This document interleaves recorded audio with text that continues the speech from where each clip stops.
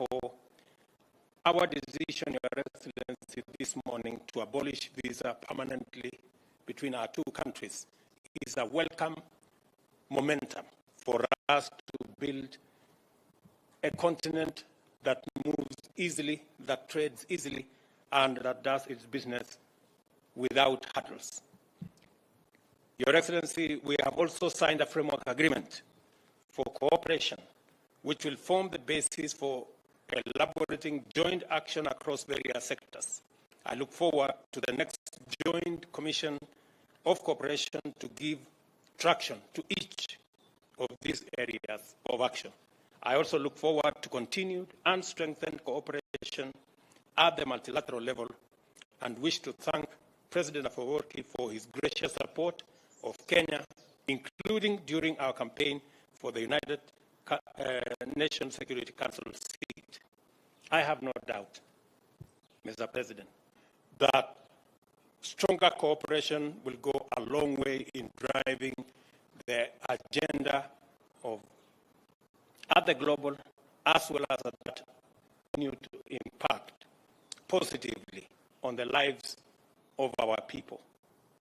Your Excellency, your decision to reconsider the membership of your country in our regional body, IGAD, will bring fresh impetus, will guarantee new wisdom in managing the affairs that are affecting our region, especially, Your Excellency, in the context of climate change.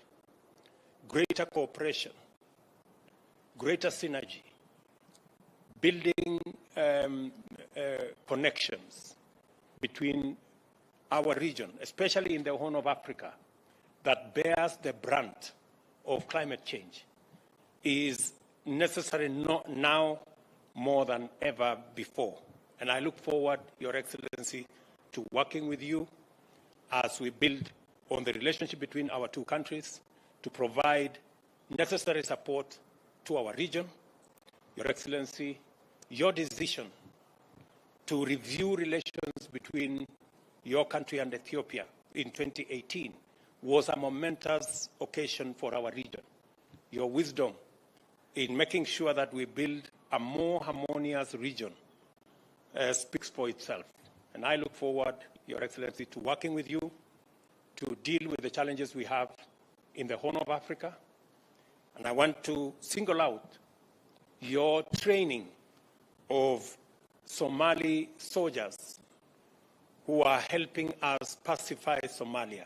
We have Kenyan troops there, and your support for the Somali government by training their troops helps Kenya in making sure that we deal with the challenge of insecurity, the challenge of terrorism in Somalia, and I look with you to ensure that we stabilize Somalia, we eliminate terrorism, and we build a much more secure region.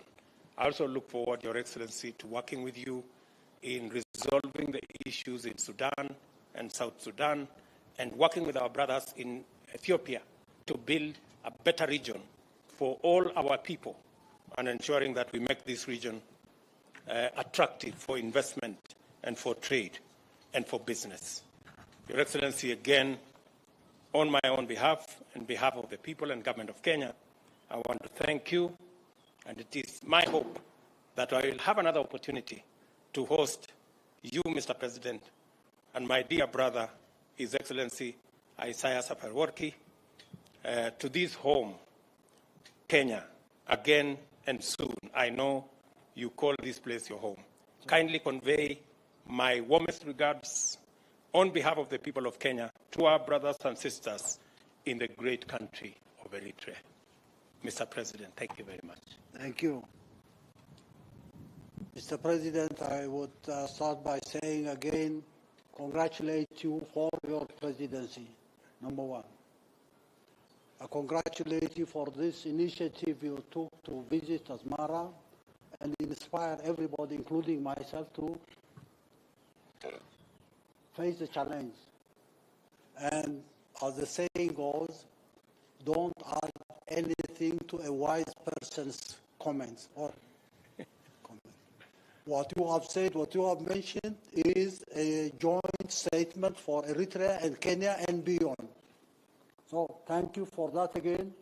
You are inspiring millions across the region, in Kenya, Eritrea, Somalia, Ethiopia, Sudan, South Sudan, Djibouti, everywhere else, and across the continent. So for that, again, I would like to sincerely thank you for this achievement. This is a milestone. This is a serious time where we, as I indicated to you while we were joking, we need to work 48 hours a day if there are 48 hours per day. We'll have to recoup our lost opportunity and work better in a very refined manner so that we can move faster and achieve what we have lost the last 2 decades and maybe more. Once again, I think this joint statement you have made is enough to explain what we are about. One very significant thing this morning, you talked about IGAD, your suggestion that we need to reconsider our membership to IGAD. I readily said, no question about that. We're rejoining or coming back again in IGAD with the idea of revitalizing this regional integration organization so that any meaningful bilateral cooperation between Kenya and Eritrea will have to be seen within the context of the integrated region. We cannot achieve bilateral goals without the broader integrated region that we have dreamt to create decades ago. This is no new invention. It's not reinvention. We are not reinventing anything. This is an obligation. In the name of the peoples of the whole region, we have to assume responsibility and revitalizing IGAD so that we can have a functional, real organization for the region is critical. Without that mechanism, ideals, goodwill will not be productive. We'll have to create an institution that is functional and result-oriented so that we can say we have changed the face of the region. I don't know where I can stop, but I will have to stop here and say your statement is a joint statement for everybody else. I would like to thank your team, our team, and the invited guests who come to listen to this. We would like to prove to you, to everybody else in the region, that this time is completely different. We're working together, we'll achieve our goals, we'll create the necessary mechanisms for implementing goals, we'll have to mobilize resources so that we can be enabled to do what we need to do as an obligation for the peoples of the whole region. Once again, Mr. President, keep it up. Continue in Kenya and outside Kenya. Kenya is my second home, my first home, your second home is Eritrea, and everywhere else in the country. All the best of wishes for the people of the region, and good luck to Kenya and the people here in this country. Thank you once again. Thank you very much. Your Excellencies, we have members of the local and international media. We're going to take about 3 questions. 3 questions, and kindly, when you ask your question, direct it to either of the Excellencies or both if you want, and say the media house you represent. Thank you.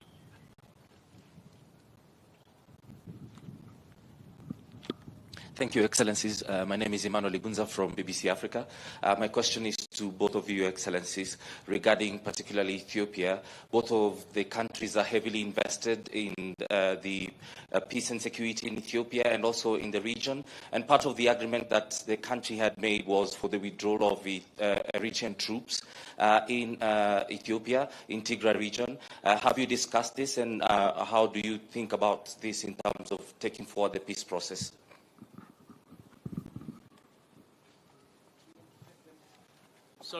Sorry, Your Excellencies, we'll take them in succession, please. I've gotten the... Repeat what I said. Can you repeat your question again?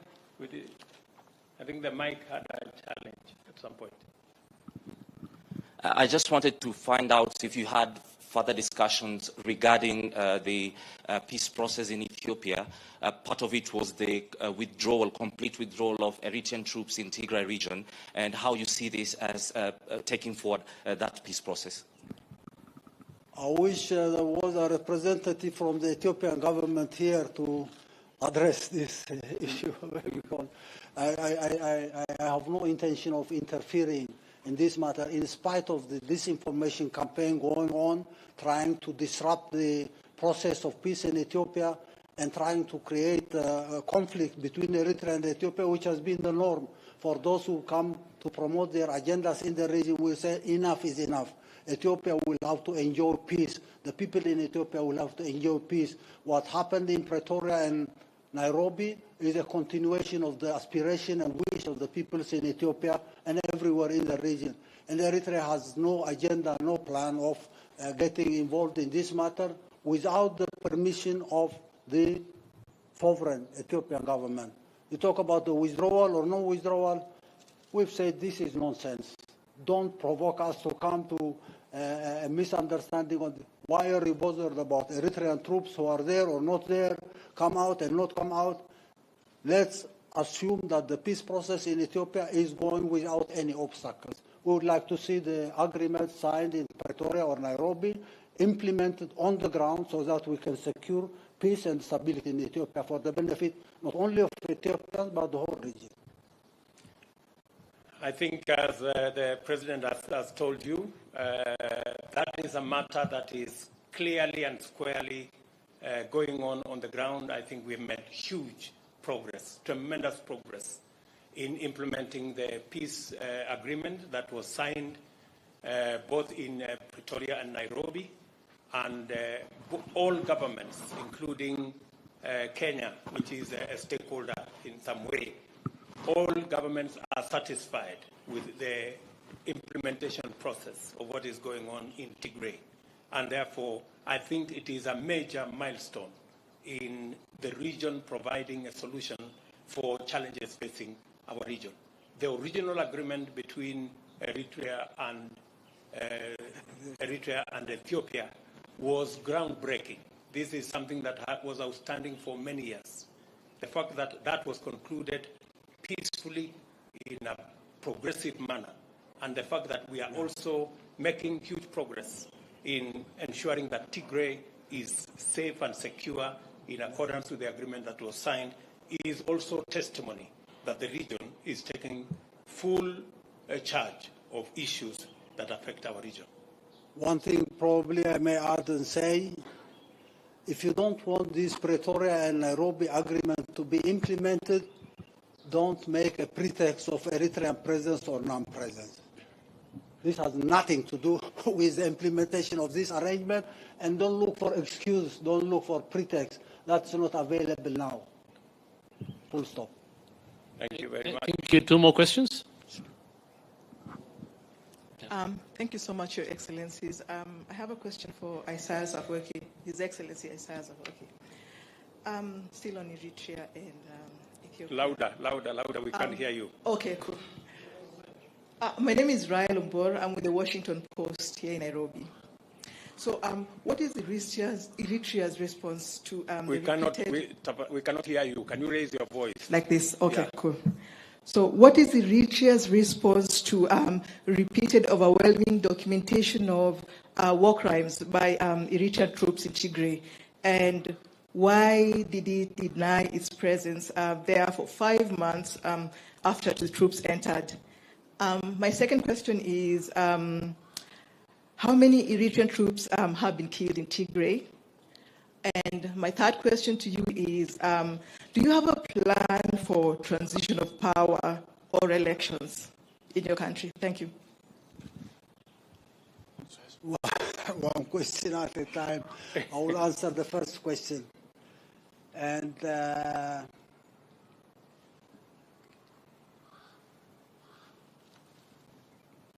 don't take Eritrea as a pretext for problems in Ethiopia or elsewhere in the whole region. First and foremost, I would like to repeat this again and again and say, why is it an excuse for anyone, Washington Post or anybody else, as far as Ethiopia is concerned? This agreement is signed. It will take time to be implemented on the ground, and it's up to the government of Ethiopia to decide on the mechanisms and processes of implementing this arrangement. Don't try to drag us into a situation. But again, this question will have to go to a factory I call fabricating lies and disinformation, and go ask that factory or the owner of that factory who is talking about human rights abuse, who is talking about so many things happening on the ground. It's a fantasy of those who want to derail any peace process achieving its goal. If you are interested, I say you're wasting your time. Everybody talking about human rights violations here, and rape, looting. This is a fantasy in the minds of those who are owning this factory I call a factory of fabricating misinformation. Okay. I've got it. Hi, thank you. Kara Anna with the Associated Press. I would like to follow up on a couple of my colleagues' questions. How many Eritreans were killed in the conflict in Tigray? And also, what kind of succession plan do you have? Are you indeed president for life? And if so, what happens afterwards? Thank you. Same question.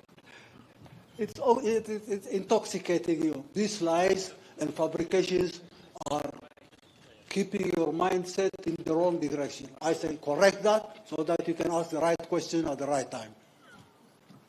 Thank you, Your Excellencies.